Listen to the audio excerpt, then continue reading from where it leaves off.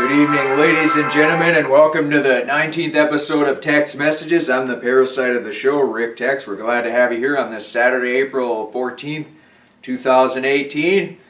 We're just coming off the heels of Friday the 13th, the 13th episode of Tex Messages.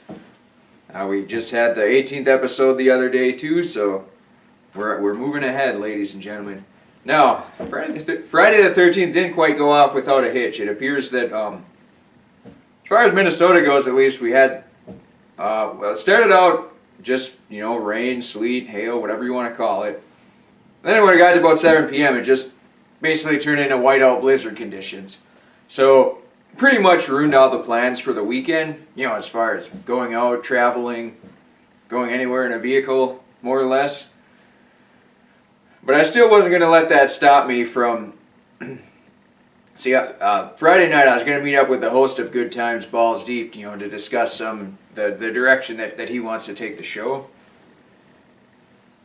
And I got about 3 blocks away from my house. This was all last night, Friday the 13th. So I came up to a stop sign, and I applied the brake pedal went all the way to the floor. So right away I knew that, obviously there's a bit of trouble there. So unfortunately I was not able to meet with the host of Good Times, Balls Deep. But, so I go in a parking lot, turn around, come back, pull the car into the garage, move a bunch of junk out of the way that's just been sitting there all winter. Typically it's not very fun to work on cars in the winter time. So if you got yearly maintenance, changing the oil, transmission fluid, rotating tires, it's best to do it in April and probably October, or just once a year in maybe April or May or whatever, or maybe in the summer sometime. Sometimes in the summer it gets a little too hot though, like 90, 95 degrees, and if you're in a garage and not very many people have air conditioning in their garage, so then it's going to be pretty hot to work on a car. So it's best to do it in April, October, May, August, September. Well, August is a little hot, but September is probably fine. But I had to set the car on jack stands and figure out what the problem was. So you yank off the right rear wheel, and it's a drum brake system. So basically, there's a wheel cylinder. When you apply pressure, when you apply the pedal, it displaces a fluid, and then that fluid pushes these 2 cylinders out, and those cylinders push the brake shoes up against a rotor that's spinning with the tires. So the brake shoes are motionless and the tires are spinning. So as you apply pressure to that wheel cylinder, they come out and then stop the vehicle essentially. However, what happened here is there are a few parts that got bent up. So when the wheel cylinder would go out, it wouldn't come back in. So it just kept getting further and further out. So eventually it got to the point where when you applied pressure, the wheel cylinder popped out and then it started leaking fluid. And then it leaks fluid on the brake shoe and it just causes a big mess. So, it is unfortunate, but hopefully it won't be a slight impediment to the future airing of Good Times, Balls Deep. In fact, it probably has little to no bearing on it whatsoever. But it was a dose of Friday the 13th for me personally. However, I can't say that's entirely the case because the rear, I even mentioned this on a prior episode too, that the rear brakes are always making some noise. So at some point I was gonna have to get in there and figure out rectify the issue, preferably when the weather warmed up. But now that it went from a desired to a needed basis, you basically got to get it done. So, yeah, and the best place to order car parts is rockauto.com, and then you can use like Save 5 and get 5% off an order. Just look for coupon codes. So yeah, just go on there, order the parts, and wait a couple days. Generally, any car part related to a rear brake system of a car that's 20 years old, you're gonna have to order it online anyways. So there's really no point going to AutoZone or O'Reilly Autos and trying to get it there and see if they got it in their warehouse, because they probably don't. But there are certain parts that's good to order from the local auto store. Like for example, if you're replacing a wheel cylinder you're almost guaranteed the brake line is going to break when you take it off. So it's good to remove the brake line, bring it into a maybe Napa or Advanced Auto, and then try to match it up with whatever line they got there. The line you have, it might be 8 inches long, so they might have 6 inches, 10 inches, 12 inches, so obviously you're probably going to have to get the 10-incher and sort of bend it around a little bit, but yeah, it's not always going to look pretty, but it'll be functional. It'll work for hopefully the life of the car. I mean, if the car is already 20 years old and it's got the same brake line, then another 20 years is not really too much to ask for. And it's kind of a good idea, maybe rub some grease or oil on it, then it's not. Most brake lines are galvanized or they have some copper in them. The ones with the copper are a lot easier to bend. And here's the thing with brake lines. You don't need to get that fancy tool to bend them. Basically, all brake lines you can bend by hand. It's not really that challenging at all. Every time I've got this fancy brake tool, it hasn't done anything. Just set it on a workbench or a shelf and then bring it back to the store when I'm done with it, and didn't even touch it, because you just grab the brake line, bend it by hand. And if you get the copper lines, which are a little bit more expensive, they're a little easier to bend. They're more malleable, flexible, pliable. So yeah, if you want to, if you got to bend it around 90-degree corners and make circles and loops and everything, it probably would be a good idea to go with the copper ones.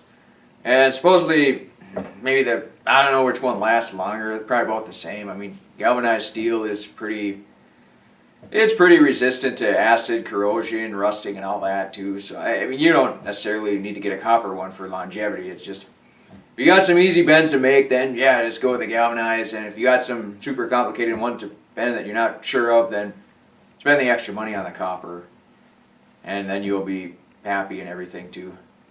And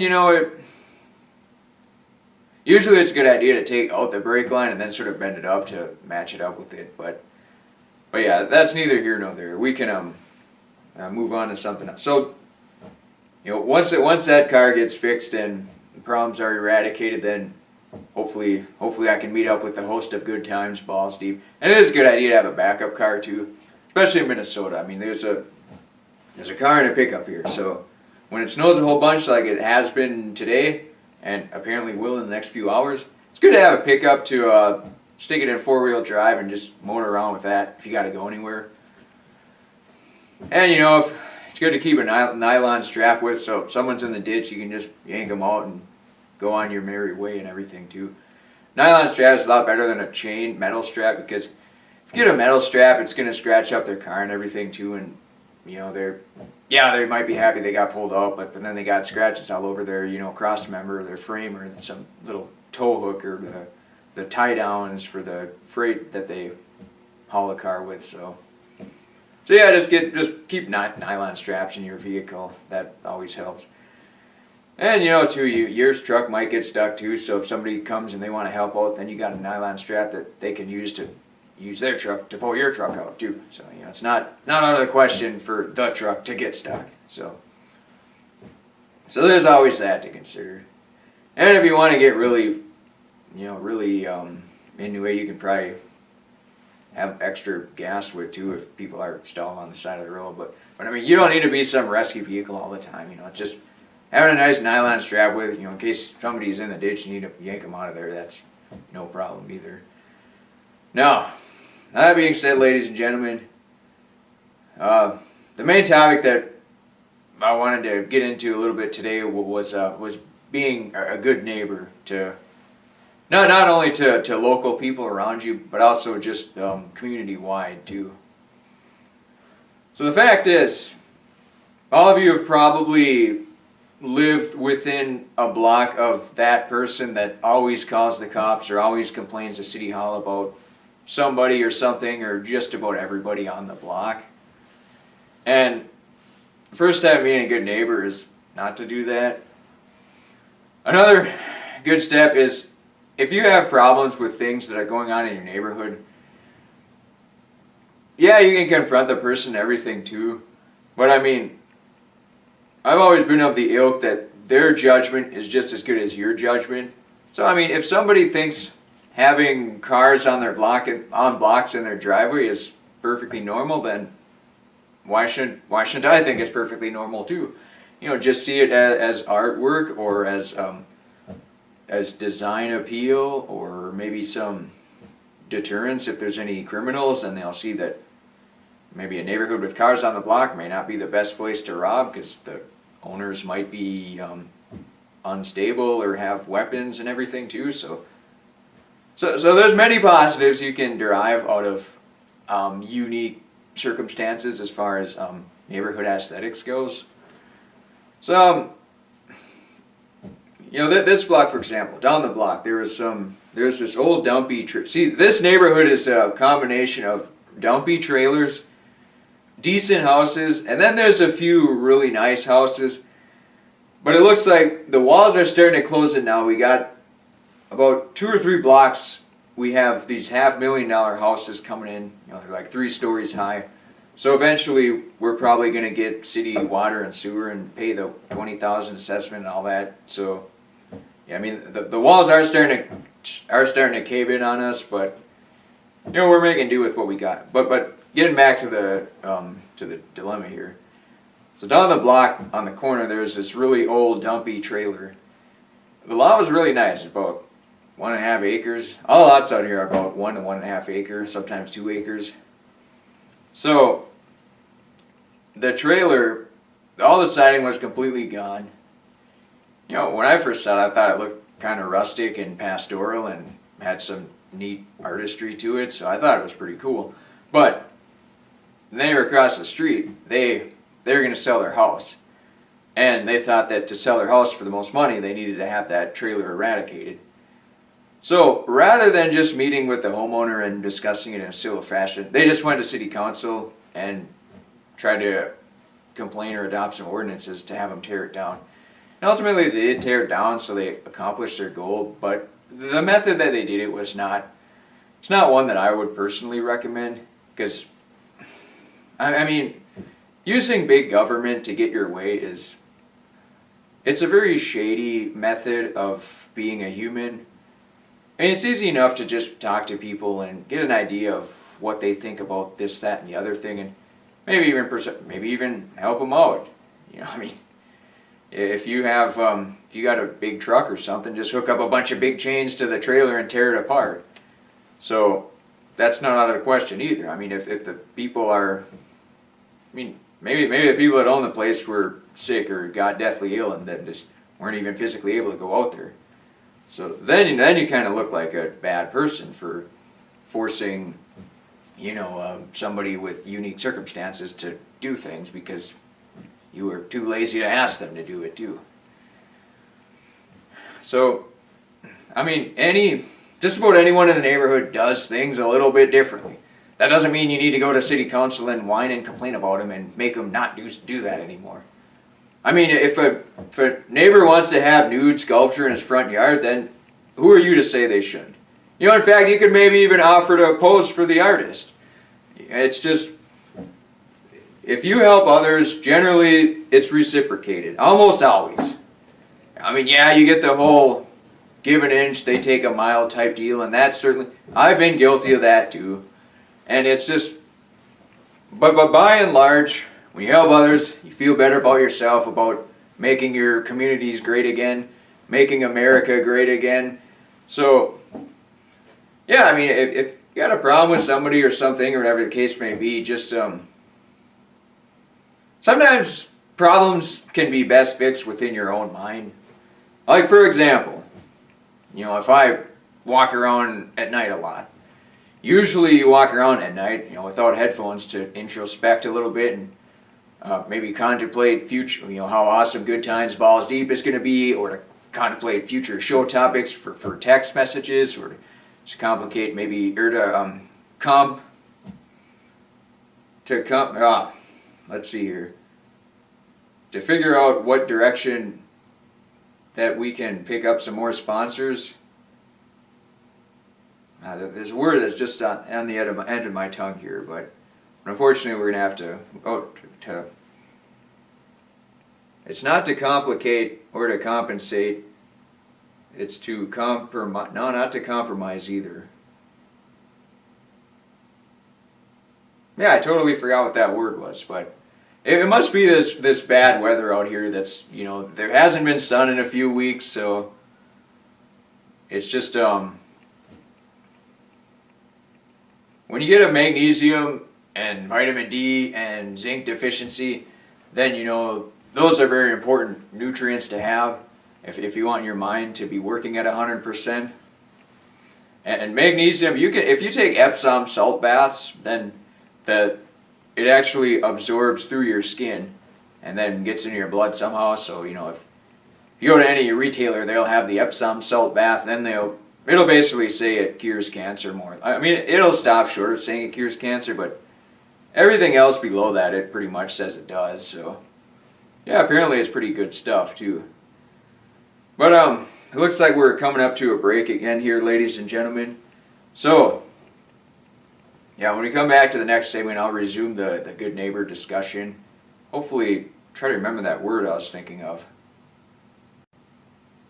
But we'll see. So we're going to have good times, balls deep in the near future. I was going to meet with the host the other day. Yeah, he threw out a few more good ideas of finding problems in society and meeting individuals and how to ratify those problems, or maybe even completely get rid of them, to eliminate them, to incinerate them. So he's pretty pumped about it. Yeah, the gentleman at the Institute of Higher Learning didn't quite have the equipment that would meet his strict standards, so unfortunately that was a dead end. But all great things begin in the nascent stage. So, I mean, you can't just expect to have the best of the best when you start out and just everything will be hunky-dory. There's gonna be a few derailments, whether it's by sabotage or accidental or just poor track maintenance. So it's our responsibility just to make sure we're moving ahead on 8 cylinders, or if it's a locomotive, one of those giant coal-powered electric hybrid diesel engines. And then just try to stay on the tracks and not get in a derailment or in a collision or anything. So good times, balls deep. He's definitely got some ideas. He's getting pumped and primed for it. And we're in the 19th episode of Tex Messages here. So we're legal adults now, and almost not even teenagers anymore. So pretty soon we'll be of legal drinking age, and then once we get to 25, insurance will be cheaper and everything too. So yeah, we're definitely running forward here, and I'm having fun bringing you, the ladies and gentlemen, home this show on a 3 days a week basis. And yeah, I think we got big things in our future. I mean, good times, balls deep, obviously. Maybe a few more theme shows, like the Friday the 13th theme, and the 10th episode was basically a flop, but you're gonna have to. The 13th one was probably a flop too, but yeah, maybe it was more like flop day the 13th. The 13th episode on flop day the 13th. But yeah, good times, balls deep will definitely. Yeah, it'll be different than this show. It'll involve a few not really co-hosts, but more like guests, maybe consistent guests too. So it'll have a lot of different inputs and everything too, and provide people with more perspective on important matters. And it'll probably make St. Cloud great again too. So I'm absolutely looking forward to that, ladies and gentlemen. And yeah, we're snowed in for today, so I mean, initially I was planning on we're gonna take today off and then go do some bowling thing, but apparently that's not gonna work or happen anymore. So yeah, we're here, 9th episode of Text Messages, ladies and gentlemen, and we'll be back in 3 minutes.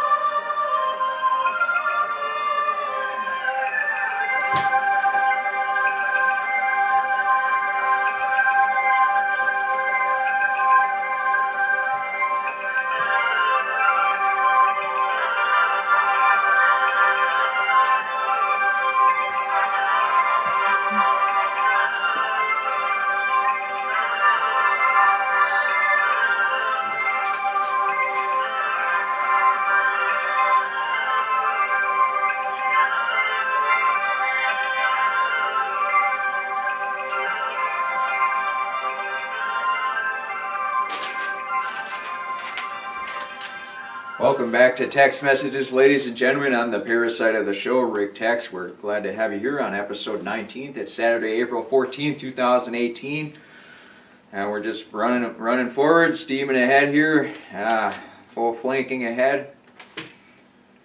Last night we had the 13th episode. A couple days before that we had the 18th. Now you may wonder how we go from 17 to 18 to 13 to 19. But the reality is, didn't really come with the idea to provide themes of the show based on numbers.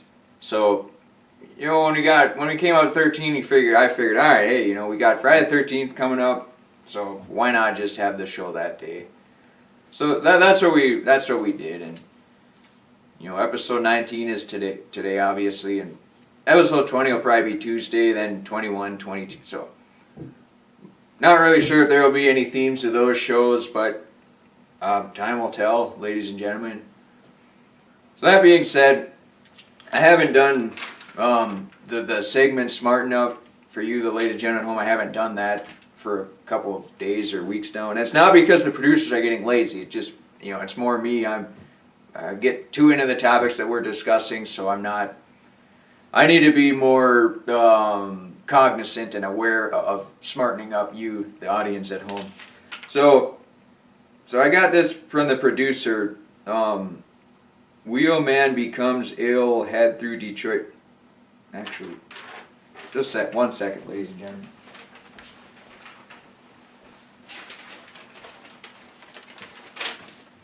All right, this is a research paper. Those look like they were notes for the 13th episode. But okay, so what do we got here? All right. A pair of researchers synthesized a compound from picnic acid that removes a host of pollutants from drinking water. It pours through a gel or sponge and repels water. That's one of those other things too where it sounds really great and extraordinary and it can do great things, but when you hear some like picnic acid, I mean, is that, who knows what the health ramifications of that could be. I mean, yeah, it filters out bad things, but is it creating more bad things? That's always, whenever I read about these grand discoveries, like even electric cars, I mean, yeah, they're great, they don't burn fuel, they don't emit pollutants, but are the EM waves pollutants to your mind or to your brain or to your neurological systems? That's the one thing that worries me, because I mean, if you drive around in a golf cart, maybe you're pushing a bunch of EM radiation into your mind, and it's doing bad stuff to you. It just feels like the research isn't the research into the safety aspects doesn't always catch up with the research into the performance or technology or the sellability or commercial availability of these particular products and items.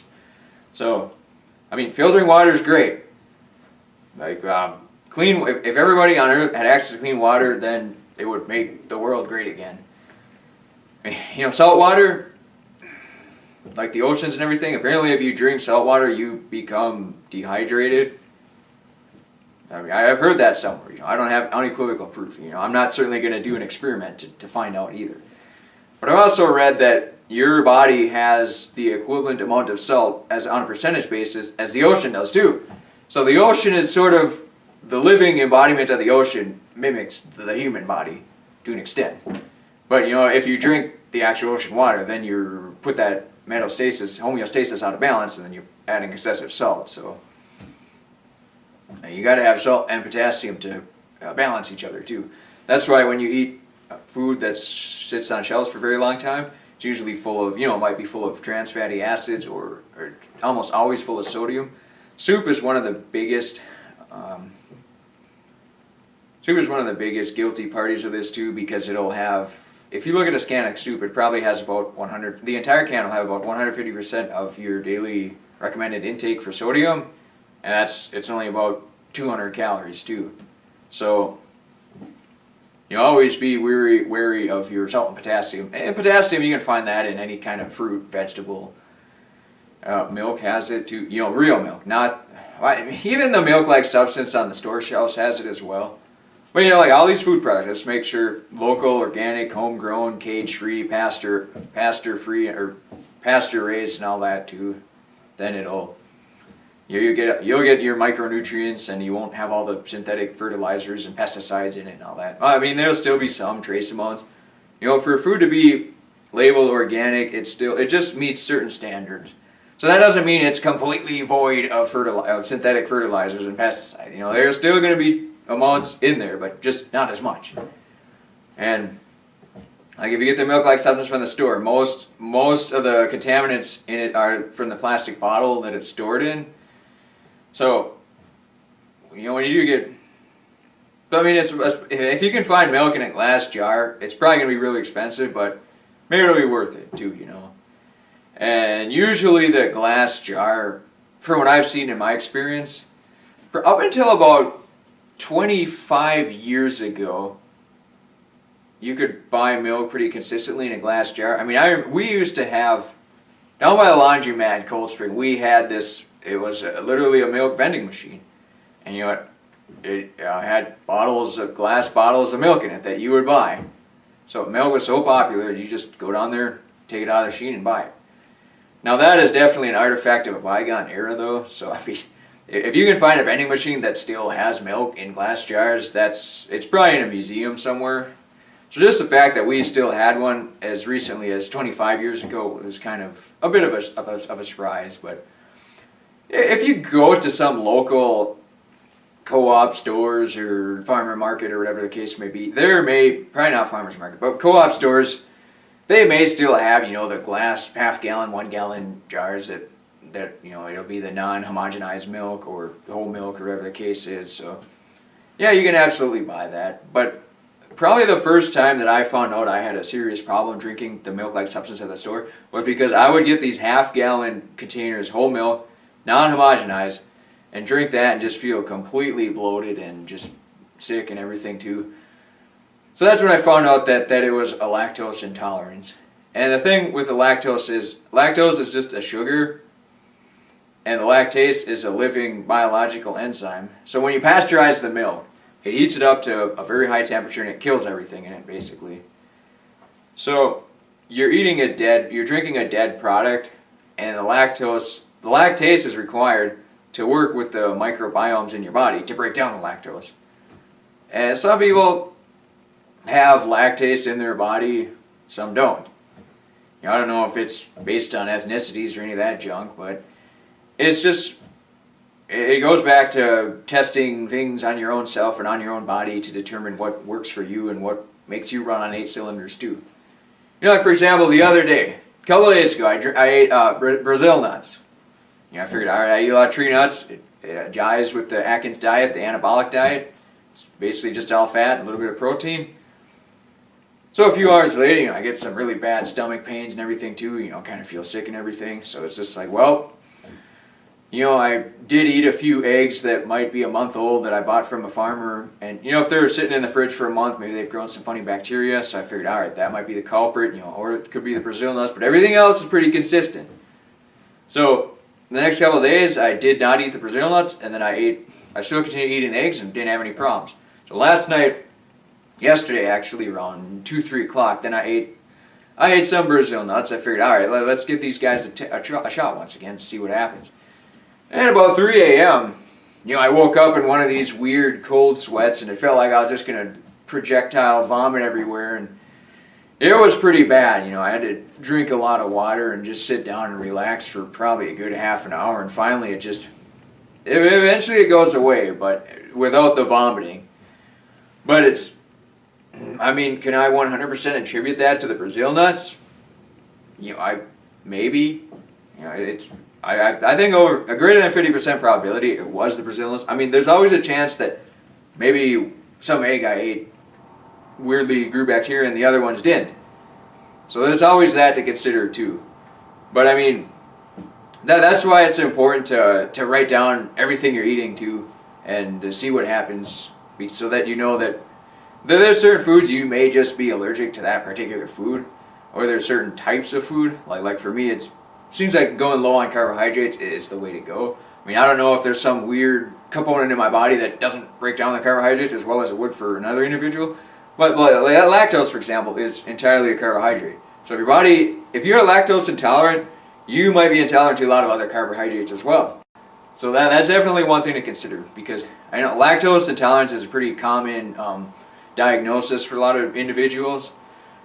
And yeah, if you got diabetes, for example, it's basically no point eating a large amount of carbohydrates if you're diabetic. I mean, even if they taste good or whatever the case may be, it's just once you train your taste buds to enjoy pecans, almonds, pistachios, cashews, macadamia nuts, beef, steak, tuna, chicken, lamb, pheasant, and then yogurt still has some of the lactose in it. But if you get the Greek yogurt that has mostly the fat, it'll have a lower amount of lactose, and it is fermented, so it will have other beneficial bacteria, but it won't have the lactase in it. So what you can do though is buy lactase pills and eat them with the yogurt. But my only complaint there is it does tend to get a little expensive, because you're spending $20 to get a 30 or whatever capsules of lactase, and then the yogurt is about $2 to $3 for the 32 ounces too. So it does tend to add up, or maybe it's the 16 ounces that are $2 to $4, but yeah, I mean, it tends to get expensive. Plus, if you eat for anabolic or Atkins diet, if you eat hard cheeses, a hard cheese does have a lot of the beneficial enzymes without any of the lactose too. So so I just I'll switch. I'll get mild cheddar, sharp cheddar, pepper jack, Monterey Jack, and then try to get aged cheese. Will have more of the bacteria in it. The good bacteria, preferably. So, aged cheese is a lot more expensive, though. I mean, if you're just buying a 16-ounce block of cheese, you can get one for $4 from, and then try to get a healthy source too. I mean, if you have the option of getting some nationally recognized brand that's run by some corporation, or if you have an option of getting some local brand that's run by a farmer cooperative, I always spend the extra money for the farmer cooperative. I mean, it's not. I'm not just some wealthy guy that can throw around money or anything. I mean, in fact, quite the contrary.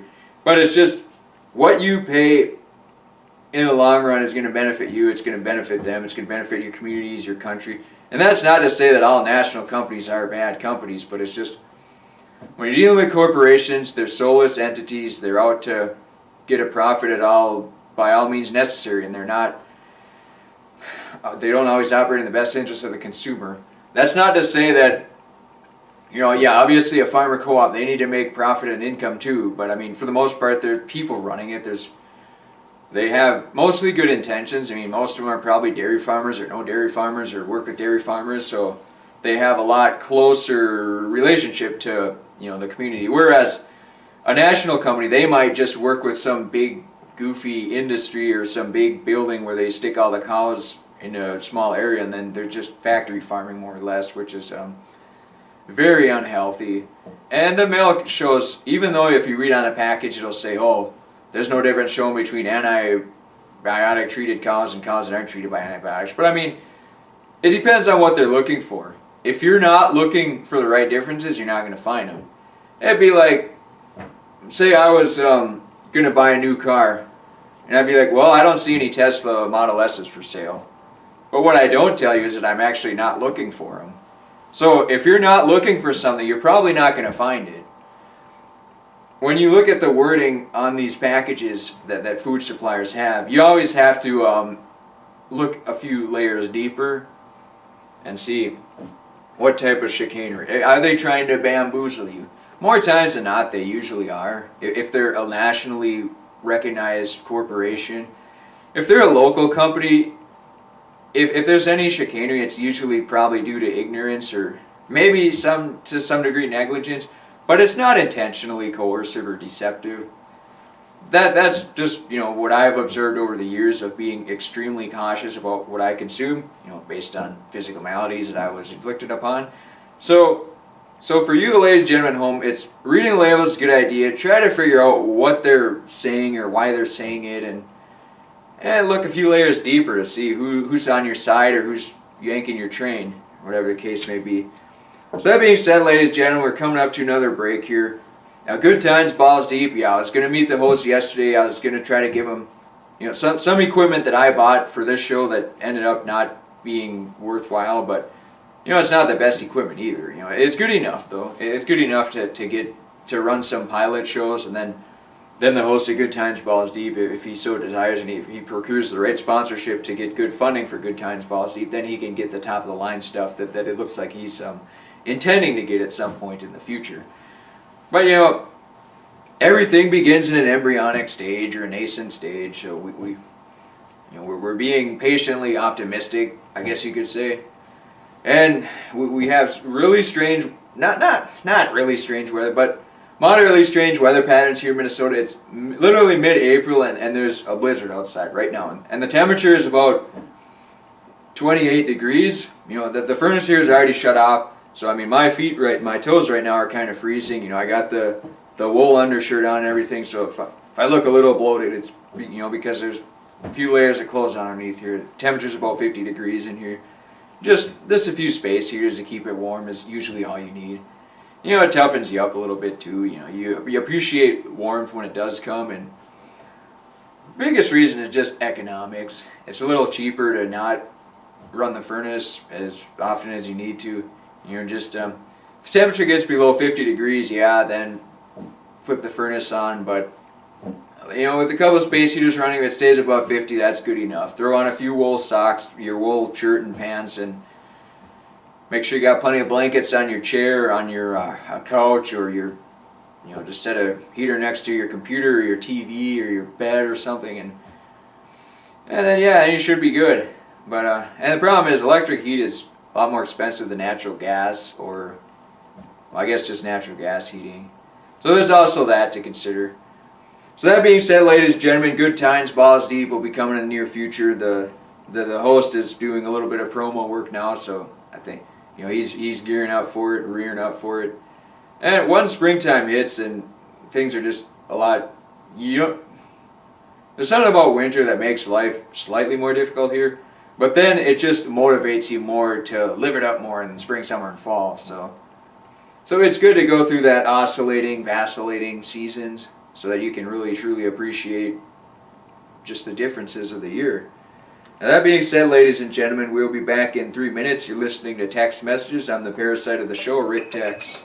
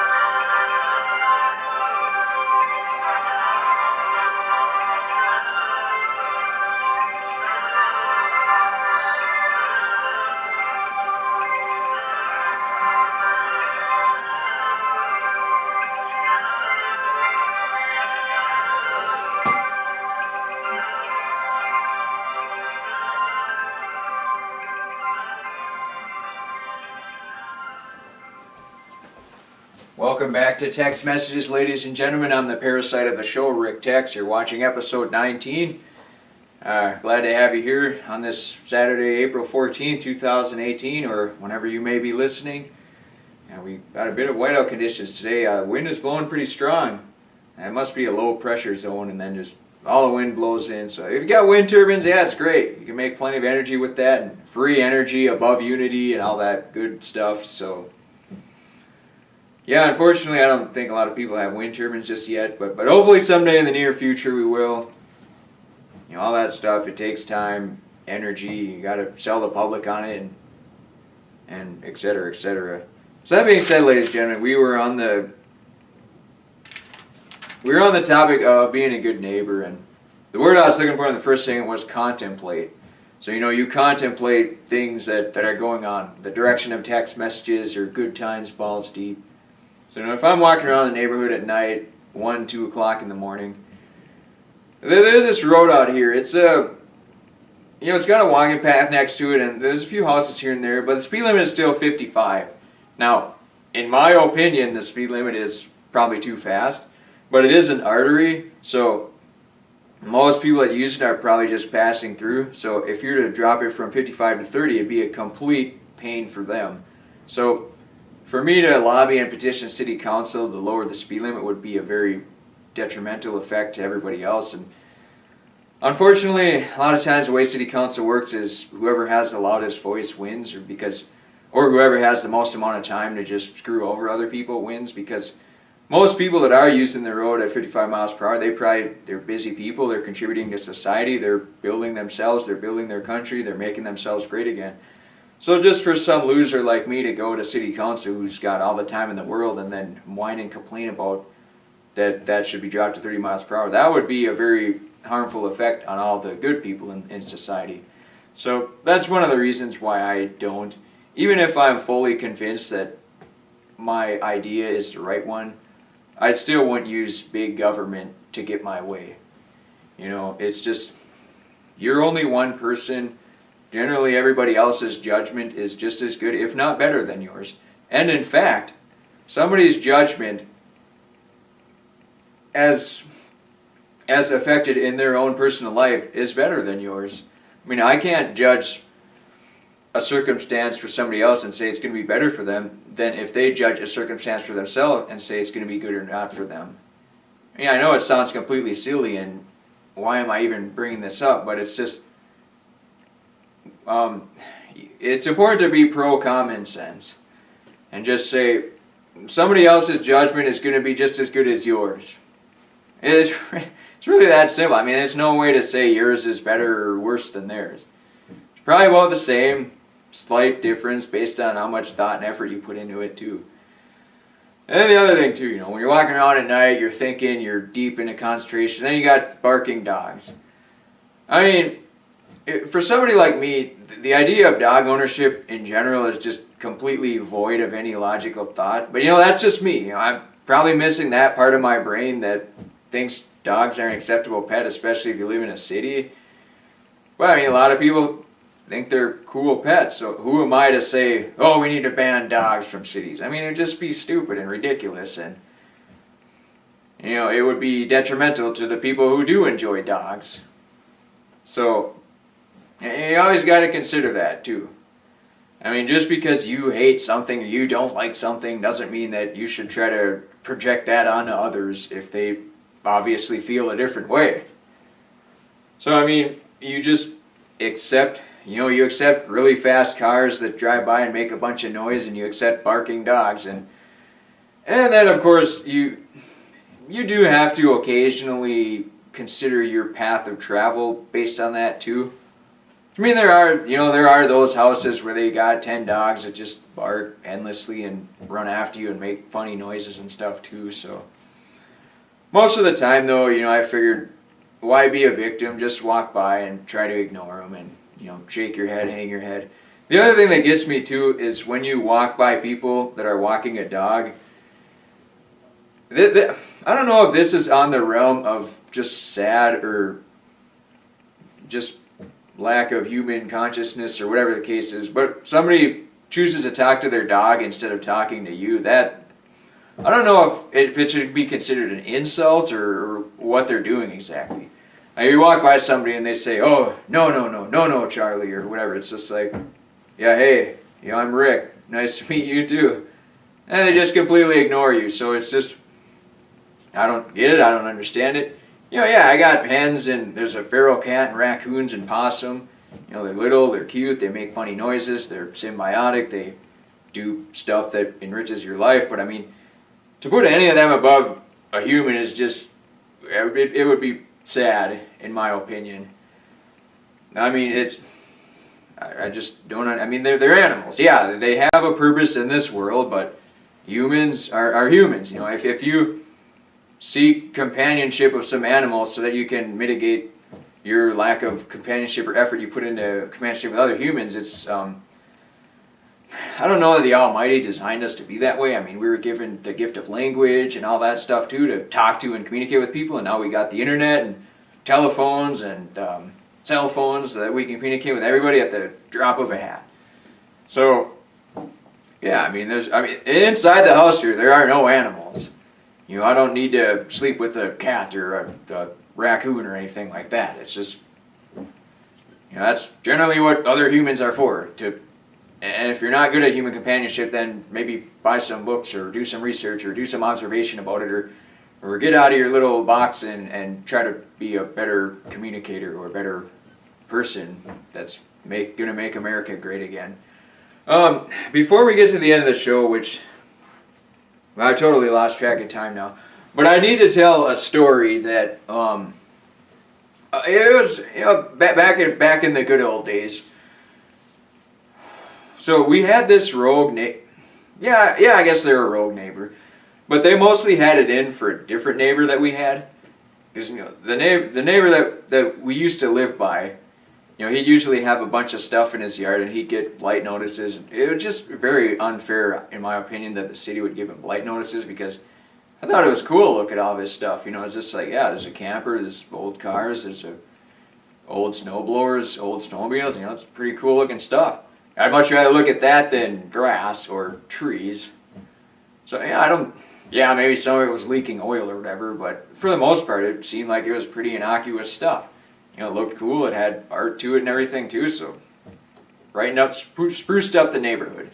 But yeah, you get these fines, and I didn't even understand how the city has authority to take money from other people based on their choice of how they live. However, there was this one rogue neighbor that would always call in and complain about that particular gentleman.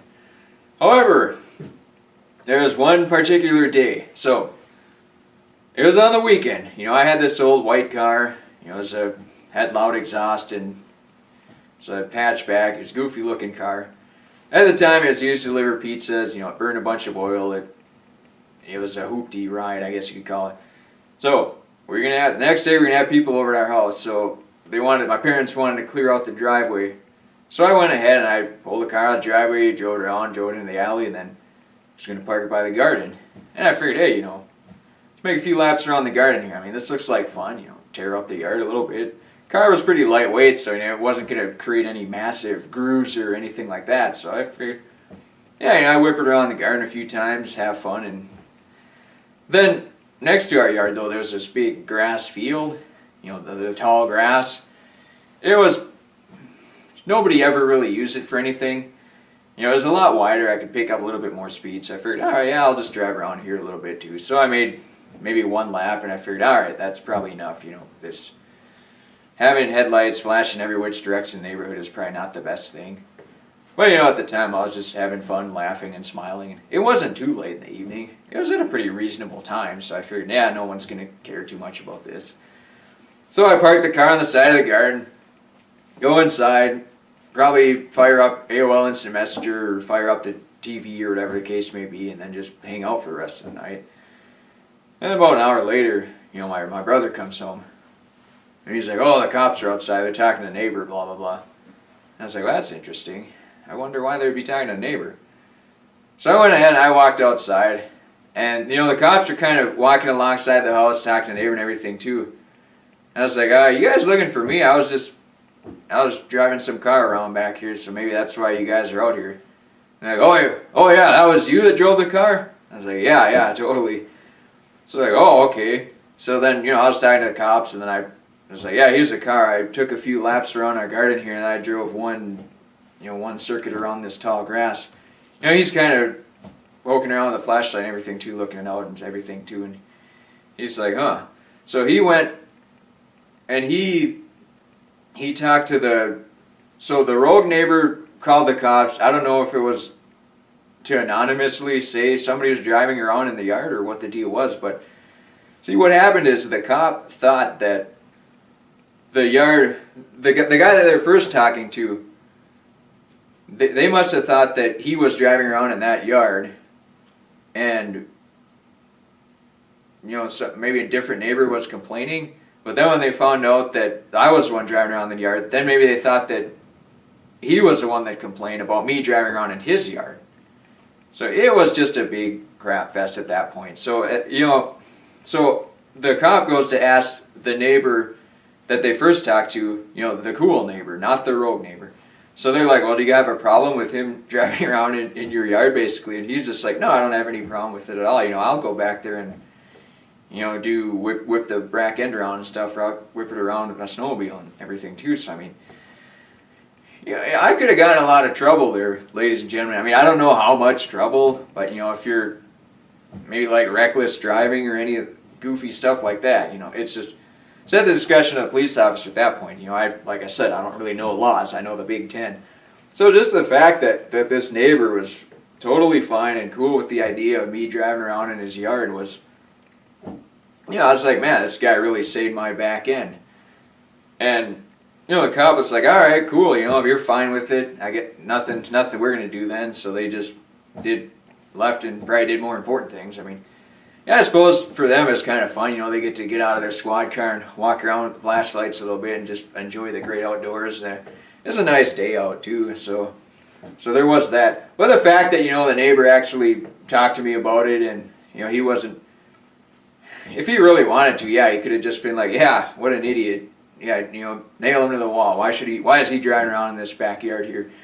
But he's cool. He's a nice guy about it. So just simply doing that instantly made him a cool neighbor in my estimation.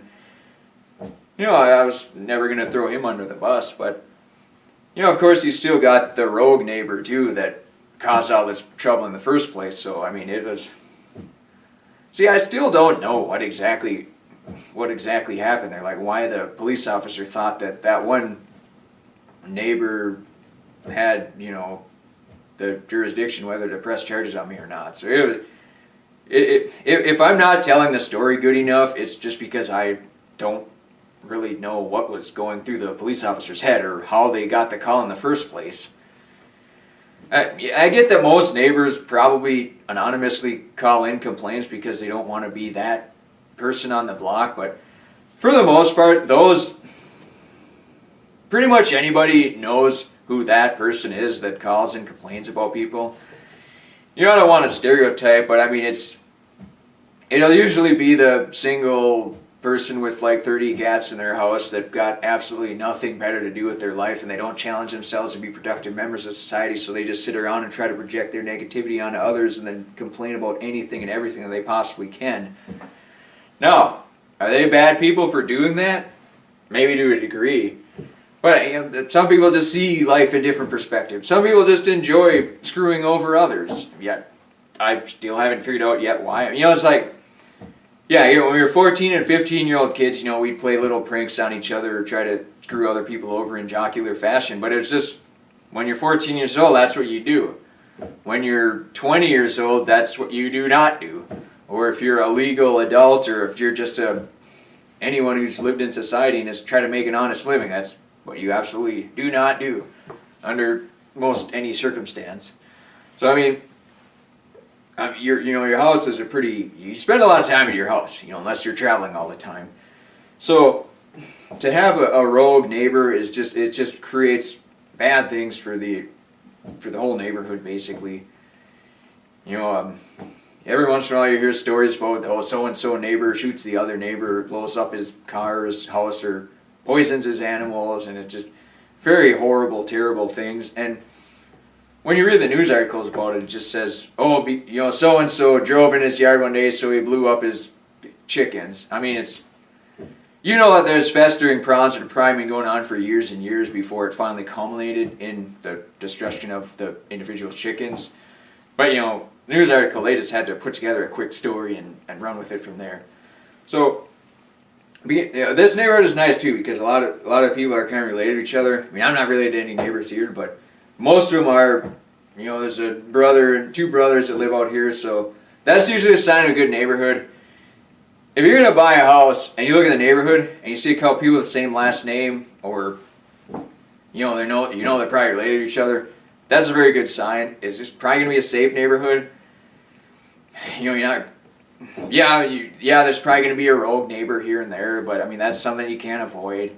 There's always gonna be barking dogs somewhere too, or people driving loud cars and all that stuff. So that's just the nature of living in the USA. And as far as coffin apartments, and I mean I lived in a coffin apartment for about a year, and basically there'd be these security guys that would come through all the time, and they would always complain about us making noise. And I don't know if other people were, it was a college, it was a college apartment, or like if I would have went to college, I would have probably lived there, but I was just living there for the fun of it. So yeah, I mean, apartments, townhomes, those are a little bit different. Most people that consent to living in them know that they're going to have to be quiet within a reasonable level and not have loud animals and not try to raise chickens inside an apartment or anything. But I mean, if you're willing to, you think that you're suited for the challenge of raising hens inside an apartment, then I guess there's probably ordinances against it and everything too. But I mean, hey, it's a free country. You gotta stand for your principles somewhere. So that being said, ladies and gentlemen, I think we're coming to the end of the show. So we're gonna have good times, balls deep in the very near future. Yeah, the host is getting excited about it. He's putting out some promos and everything too. So I'm getting excited. You, the ladies and gentlemen at home, are probably gonna get excited. So it's just gonna constantly build upon each other, just continue to resonate until it gets to some mega high, enormous frequency, magnitude, and all that stuff too. So. Yeah, we got good big things in the future. Eventually, I'll probably run out of static show topics at some points. Yeah, the other day I sat down and I tried to write up a bunch of topics that we could have for the future. It's just, I came up with a lot of them too, but I'm worried about maybe I'll have to do some prep work, and I mean, who wants to do prep work? It's not really fair to the audience at home, so we'll see. It's just ladies and gentlemen, after every show, I'm almost in a state of panic because I have no idea where the show is going to go or what's going to happen for the next one. But it seems that might be a quasi-comfort zone. I mean, if I knew where the show was going a month from now, then it would maybe become mundane and boring and monotonous, and then I wouldn't be enthusiastic about doing it. Then I might quit and go move to the Cayman Islands, and So I think it's better off if we just do one show at a time and just give it hell. Balls to the wall. Pedal to the metal, run the top cushion. Seems to work so far. I hope it'll work for a very long time. And ladies and gentlemen, you need to challenge yourself every single day.